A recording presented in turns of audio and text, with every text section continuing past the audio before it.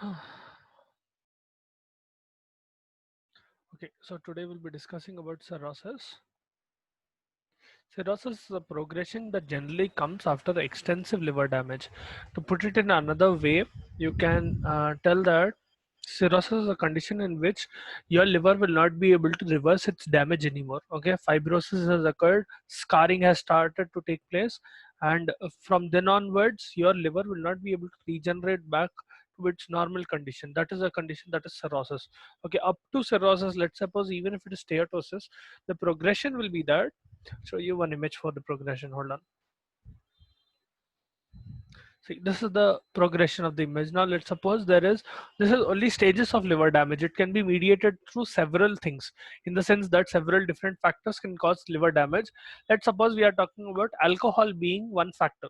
All right, let's suppose there is some person who is a chronic alcoholic and has been drinking for a long time. Now when he started off with a normal liver, he or she, whoever was drinking, uh, initially within a few days itself, there will be improper metabolism of fat. That is one of the strongest effects of alcohol, because alcohol gets dehydrogenated into aldehyde, which in turn gets dehydrogenated into acetone in your body. That is how alcohol is metabolized in your body. Now whenever aldehyde is formed, aldehyde will mess up with your fat metabolism. Primarily that occurs in your liver. It will alter the metabolism of fat, because of which fat starts accumulating in your hepatocytes and fat starts accumulating in your liver as such. Okay, that condition is called fatty liver or steatosis. Okay, वहाँ पर as you can see, steatosis is something that is mentioned here. See, now once that has kicked in, that will happen within a few days itself. Now again, depending on the amount of alcohol they are drinking and their own regenerative capacity, it will change a little bit, but generally within a few weeks steatosis will set in a person who has started drinking alcohol, no matter what alcohol they are drinking. Okay, generally speaking, harder alcohol will have more harsher effect, and lighter alcohol, something like beer, will have slighter effect. But in any case, if they continue drinking it, steatosis will happen very quickly. Eventually what happens is your liver will undergo inflammation. There will be inflammatory damage, and what you see is steatohepatitis, in the sense that along with fatty liver you will see inflammation of that liver, slight hepatomegaly.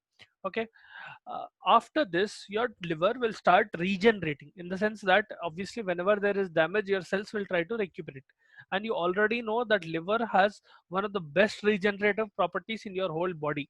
Okay, if you cut the liver in half, on a normal liver it can regenerate itself back to its normalcy, at least functionally, even if it is not anatomically becoming the same size. Functionally it will become almost the same. Anatomically also it will grow a little bit, but functionally it will improve. I already explained the concept to you long ago.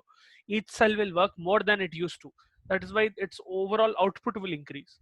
So in this, what happens is, once steatohepatitis kicks in, you will start having scarring, especially fibrin will start entering that area, and fibrosis will occur because of continuous damage and continuous regeneration. At one point of time, repair will kick in. Okay, I hope you remember the difference between regeneration and repair.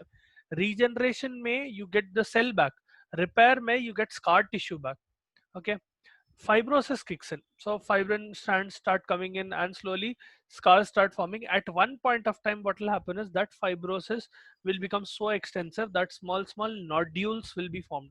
Those nodules, or that nodular stage, is called cirrhosis. Now up to the point where fibrosis had kicked in, let's suppose the patient had, or the person had stopped drinking alcohol or stopped consuming that substance which was damaging their liver. It can be a drug, it can be alcohol, whatever it is. Okay, some drugs are also hepatotoxic, we already discussed some of them. Now let's suppose they stop drinking alcohol at this point as well. There is a good chance that within a few months or maybe a year or so, they will get back to normalcy. Even though they might not get 100% of their normal liver back, they will at least recover to a maximum extent, okay, to a good extent. But if they are not able to stop that agent even at the stage of fibrosis, ultimately it will reach cirrhosis.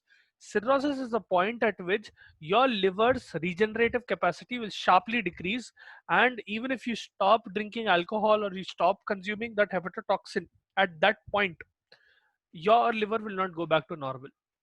Okay, I hope you guys are following along the vertical chronology, what is happening. समझ में आ रहा ना, or do you want me to repeat? Okay. See, eventually what will happen is from cirrhosis, several things can happen, but one of the most common things that can happen is carcinoma, hepatocellular carcinoma, cancer development from. See, cancer as such is a condition in which, think of it this way, because of repeated regeneration and because of repeated repair, basically cells are dividing again and again. There can be a mistake while they are reproducing, or there can be a mistake in mitosis. Okay, at that point of time, that mistake will turn into a tumor. Okay, that is what leads to hepatocellular carcinoma. That is why whichever region in your body is extensively undergoing damage and regenerating itself, at one point of time some tumor cell can develop, because there can be a mistake in what you call replication of that same cell. If that mistake persists, normally whenever there is a mistake like this, your body will take care of it and it apoptosis hota and it is gone.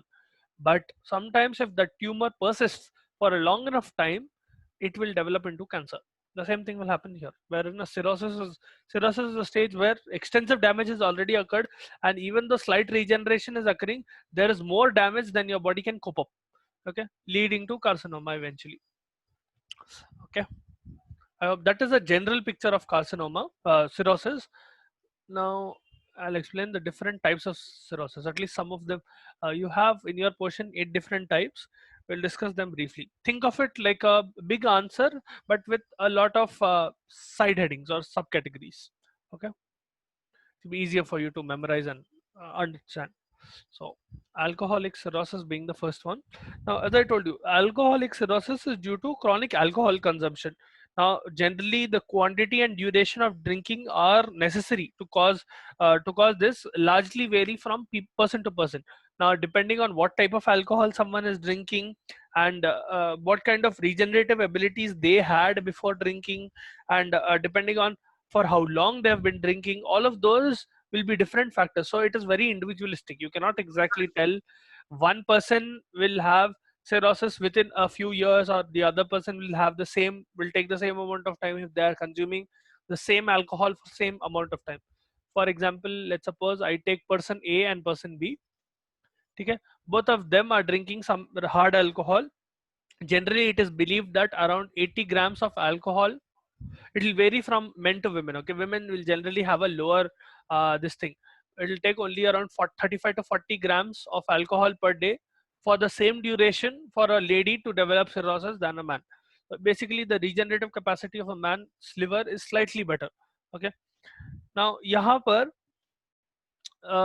what do you call, हाँ जी. So as I was telling, person A and person B, let's suppose they are drinking some type of alcohol. Okay, and they have been drinking alcohol for, let's say, 5 years each or 10 years each. Okay, continuously every day, and they are drinking, let's suppose, 250 ml. Okay, quarter liter every day. Now there is a good chance that both of them will develop cirrhosis, but we cannot say when both of them will develop cirrhosis. Person A might develop cirrhosis in their 10th year, person B might develop their cirrhosis in the 8th year itself, or they might develop in the 12th year. We cannot exactly say. It will depend on several other factors. Okay, whether or not they were consistently able to drink the 50 ml every day, did they change the amount of alcohol, the concentration of alcohol? Let's suppose this is some alcohol which has 30% concentration. Okay, some random alcohol. So depending on several factors, we cannot exactly gauge what will happen, but on an average it is believed that 80 grams of alcohol consumption every day for a long period of time generally leads to, long period being at least 10 years, leads to cirrhosis, no matter what type of alcohol they are drinking. Even if they are drinking light alcohol 80 grams every day, that will lead to cirrhosis within 10 years. Okay, even if they are drinking a bottle of beer or 80 grams of beer, whatever it is. Okay, so I hope your concept समझ में आया. Now coming to pathological changes, if you have doubts, please feel free to stop me.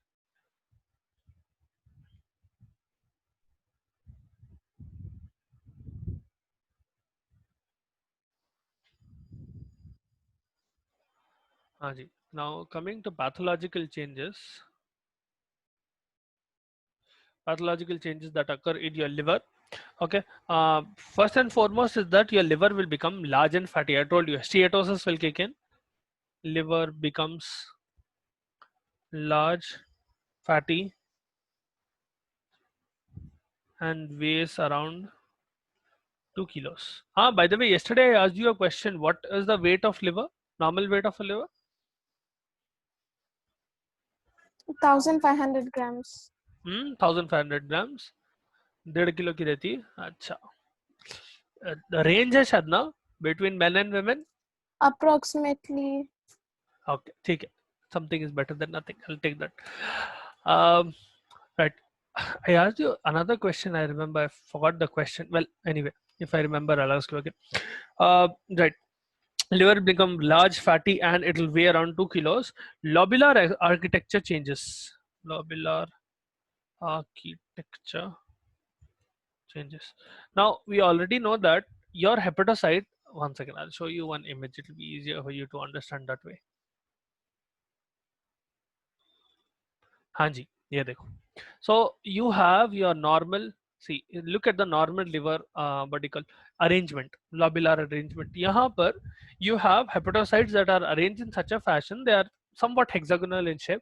Okay, and their arrangement is in such a way that you have what do you call portal triad that is present in between cells.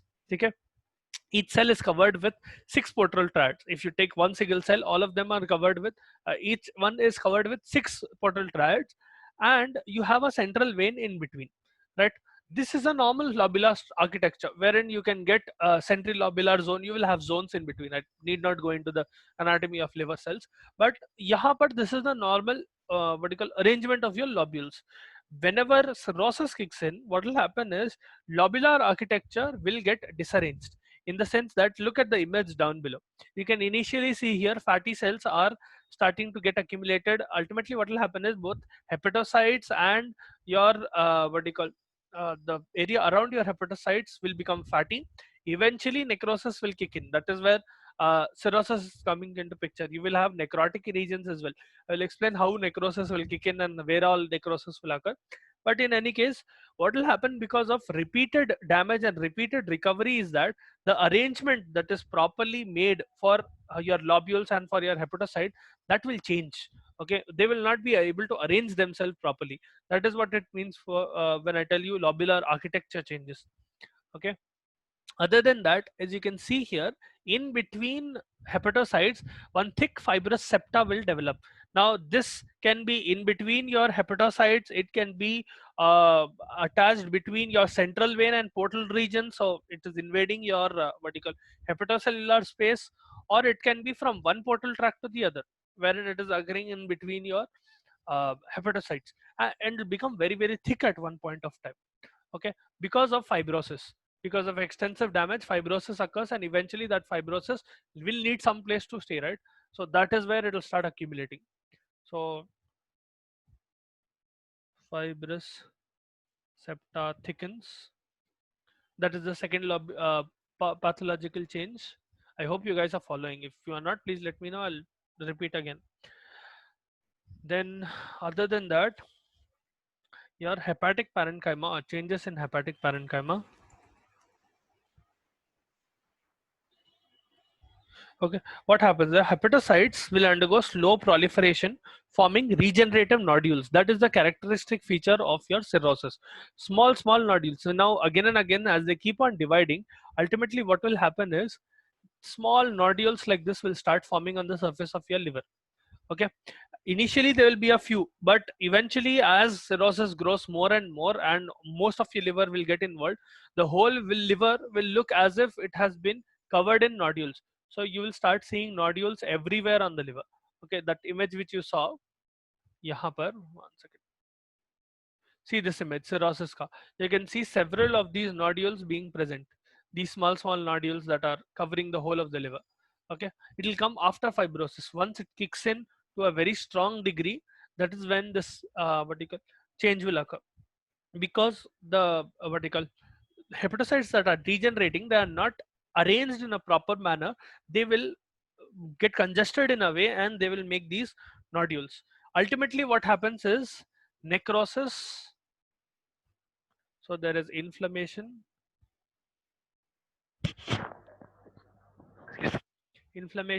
necrosis, and bile duct proliferation. bile duct proliferation इसलिए होता because during this damage your bile ducts will also start getting damaged and inflammatory cells will invade that area. They will get obliterated literally. Okay, and at one point of time obviously your bile needs some channel to go out through. If bile gets what you call collected in your liver, it can be a very big problem. So new bile ducts will start being formed, and the arrangement of those bile ducts also will not be proper.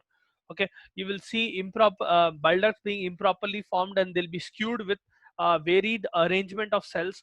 They'll not be properly placed in your liver. Okay, because regeneration is occurring, regeneration and repair is occurring in such a haphazard manner. It will not be in a proper architecture. Okay, you will see duct proliferation, but it'll be literally to the dogs. It'll be like that. Okay, so that those are the pathological changes associated with alcoholic cirrhosis. Okay, I hope you understood this. If you want me to repeat anything, please let me know.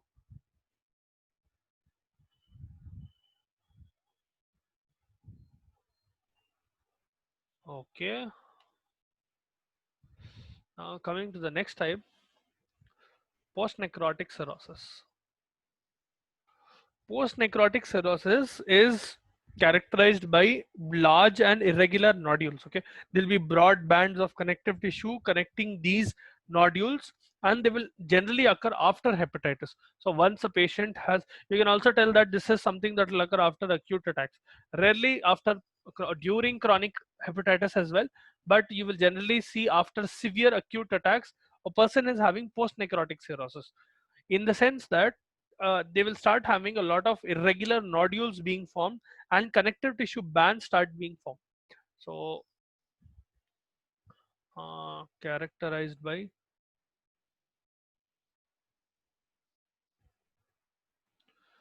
large irregular nodules plus uh,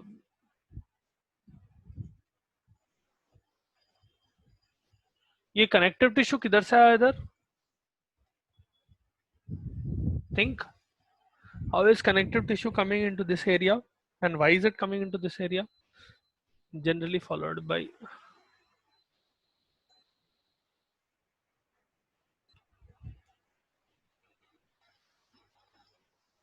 why do you think connective tissue bands are becoming broader, and why do you think more and more connective tissue is coming into this area?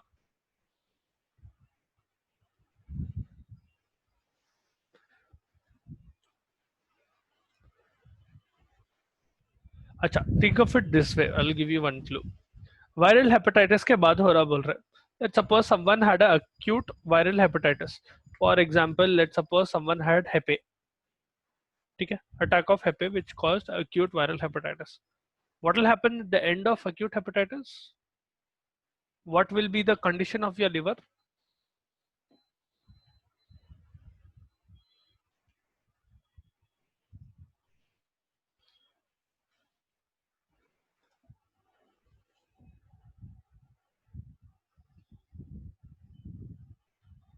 क्या हुआ, समझ में नहीं आया क्या?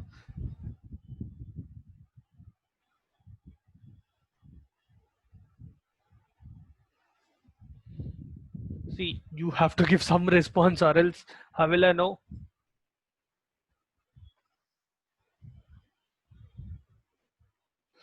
Well, okay, find out and tell me how connective tissue bands are being formed here. Okay, can't help you if you're not helping yourself. So, right, the cause of this, coming to causes or etiology, obviously there is viral hepatitis. Okay, once there is viral hepatitis, almost 25% of patients who have viral hepatitis, they will develop post necrotic cirrhosis. Seen in 25% of patients. Okay, especially those who they have given some history of attacks of viral hepatitis. Patients who have had what do you call post necrotic cirrhosis, they either had a history of acute attack or they already have chronic hepatitis. Either one is possible, and 25% of such patients generally develop post necrotic cirrhosis. Then there are a few drugs and chemicals as well.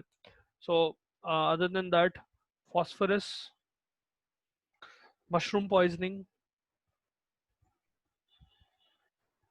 and carbon tetrachloride, Cl4.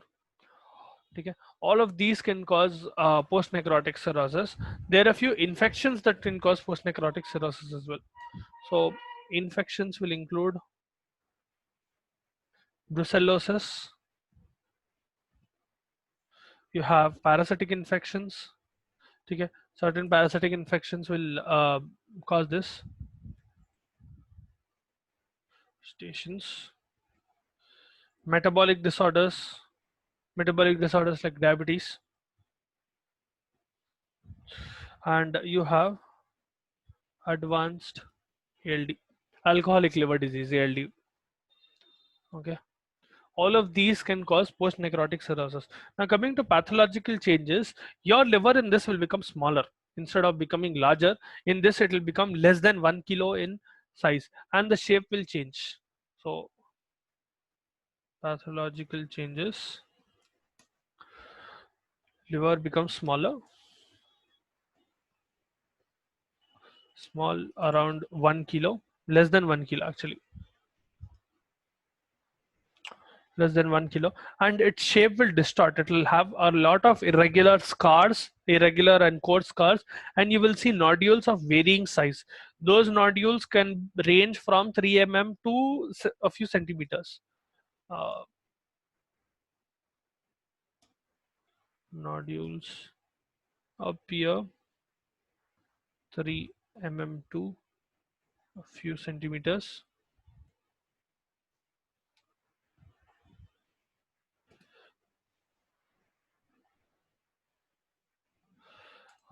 Plus scarring. Okay.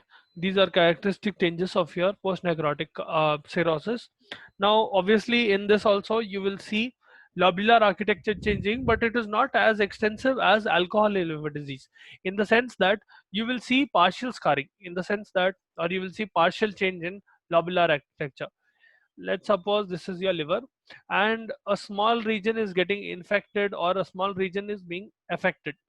In that region alone, you'll be able to see post-necrotic cirrhosis, nodules being formed, scarring occurring, and all of that. The rest of the hepatocytes, um,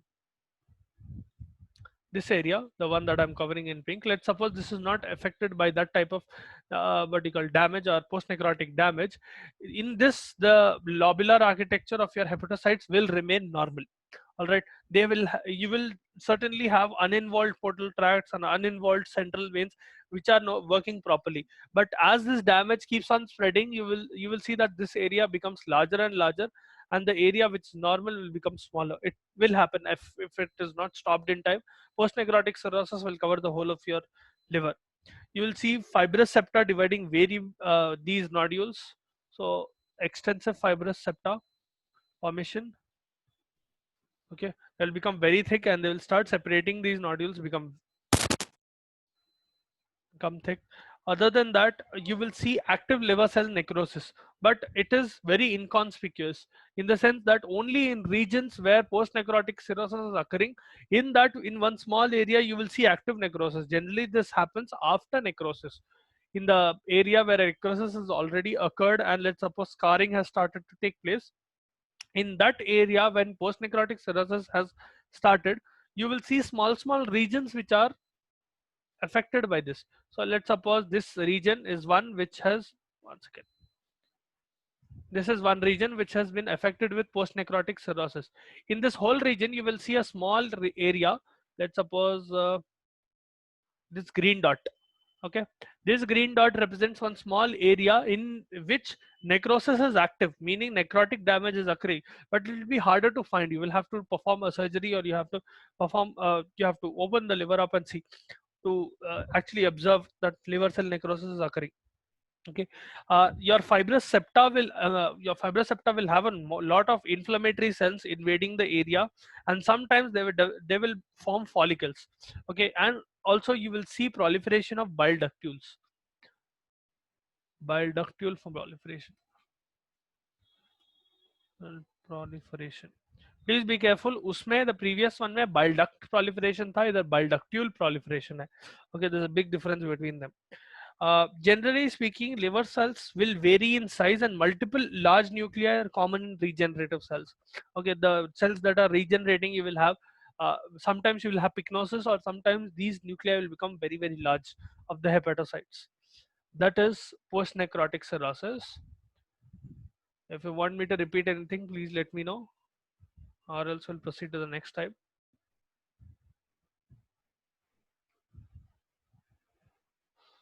All right. Now coming to the next one. Next one is biliary cirrhosis. Okay, biliary cirrhosis is a condition in which it is a chronic disorder actually, in which what will happen is it is generally triggered when liver has cholestasis, in the sense that bile is not being excreted out of your liver properly, because of which bile stays or stagnates into your liver for a long period of time, leading to cirrhosis. Okay, here there is a problem in either intrahepatic or extrahepatic biliary tract, in the sense that either bile ductules which are in your liver or outside your liver, either one of them or sometimes both of them have some kind of obstruction, or they have some kind of damage which is not letting them empty bile properly out of liver, and your liver will not stop making bile, but because of accumulation of, because there is blockage, and there is a blockage to the passage of your bile, ultimately what happens is cholestasis will occur, where bile is getting stagnated in your liver, and that starts producing damage. That type of damage or that type of cirrhosis is biliary cirrhosis. Okay, so it is a chronic disorder characterized by,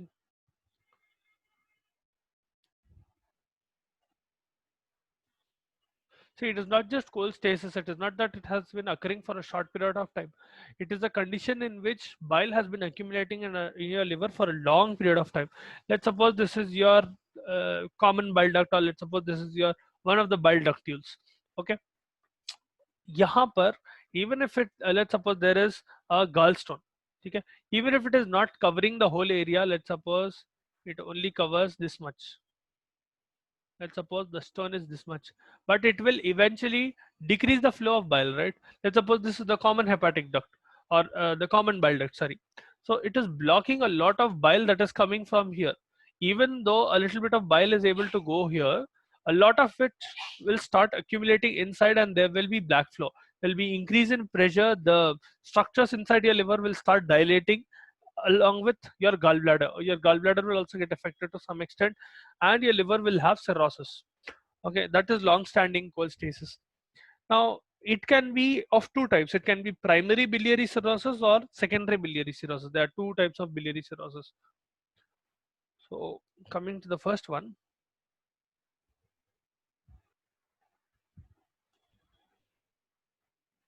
primary biliary cirrhosis generally occurs in middle-aged women. Okay, predominant in middle-aged women. There is some familial incidence, in the sense that there is some genetic factor. Generally, those who have a first-degree relative having biliary cirrhosis, they have some chance of developing biliary cirrhosis down the line. Specifically, you will see a lot of immunoglobulins coming to this area, and what do you call? So there is direct damage from Igs, immunoglobulins, specifically IgM. Okay, giving it a kind of an immune component, in the sense that because of complex formation or excessive amount of IgM formation, it is suggested that it might cause primary biliary cirrhosis. You will also see a decrease in the amount of T cells that are present in circulation, and all of them will start accumulating in your bile ducts. So T cell accumulation in bile ducts, causing inflammatory damage. Now we do not know how these are coming here, but generally it is what you call this, at least from your immune complex, you can gauge that it is an autoimmune disorder. Okay, at least this part, but you can have any other kind of blockage as well, primarily causing blockage of your, let's suppose for example, agar that is specifically under secondary, but let's suppose there is some sort of problem wherein your hepatic ductules or your hepatic ducts are getting damaged, or they are getting obliterated. Okay, your bile will not have any particular place to go. That is one cause of primary biliary cirrhosis through which your liver will undergo cirrhosis, because bile is getting collected in. Okay, here we are only mentioning the immune component. There can be other components as well. This has a strong correlation though. Then we have secondary biliary cirrhosis. Correct. Now this fellow will occur directly because of prolonged obstruction. So prolonged obstruction, something like gallstones, or something like diverticuli, or anywhere where any condition where your bile ducts are getting pinched and they are getting obstructed. Their flow is either completely being blocked or being partially blocked. Okay, that is the primary condition. So having gallstones, let's suppose we go with the theory of gallstones. Having gallstones is a primary problem which has a secondary effect of biliary cirrhosis. Okay, that is secondary biliary cirrhosis, wherein it is not the primary problem, or it is not the condition that is causing biliary cirrhosis. It is the complication of some other condition. ठीक है, यहाँ पर the obstruction is causing bile stasis into your extrahepatic biliary passages, generally in your extrahepatic biliary passages में होता, wherein bile will start accumulating, and this fellow will, secondary biliary cirrhosis will definitely affect your gallbladder. You will see damage occurring in your gallbladder as well, extensive damage occurring in your gallbladder actually. Coming to pathological changes that you see,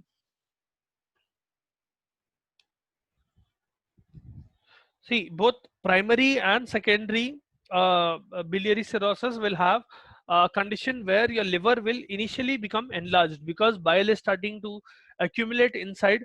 They will obviously be damaged. Bile is not something that should be in your liver for a long period of time, but because it is staying inside, a lot of your what you call inflammation will kick in, and macrophages will come into place. Your immune system gets very active, and it will try to throw away or destroy that bile as much as possible. In that process, your liver will slightly become enlarged, and it will have a greenish yellow discoloration. All right, ultimately what will happen is, as this cholestasis becomes more prolonged and bile stays for a longer period of time, your liver will become smaller and firmer, and there will be micronodular changes. Okay, hepatocytes will start dying, the size of your liver will considerably become smaller, and you will see scarring in that area. Okay, so initially becomes larger with greenish yellow discoloration. Your bile is green in color. Okay, greenish yellow discoloration followed by decrease in size with micronodular lesions appearing in the liver. Okay, this is one change that will occur. This is common in both primary and secondary type of biliary cirrhosis. Now, specifically coming to primary biliary cirrhosis,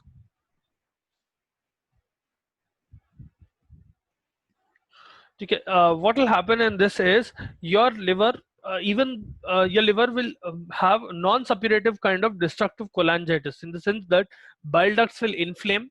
There will not be any pus formation. That is why non-suppurative.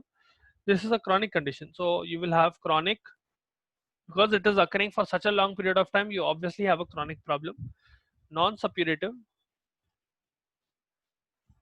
destructive cholangitis. Cholangitis is a condition in which your bile ducts, the ducts of your biliary system will inflame. Okay, specifically involving your intrahepatic ducts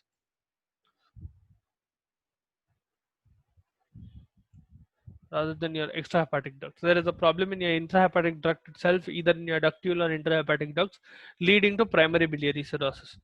Okay, we'll do secondary biliary cirrhosis tomorrow. We have very little time left.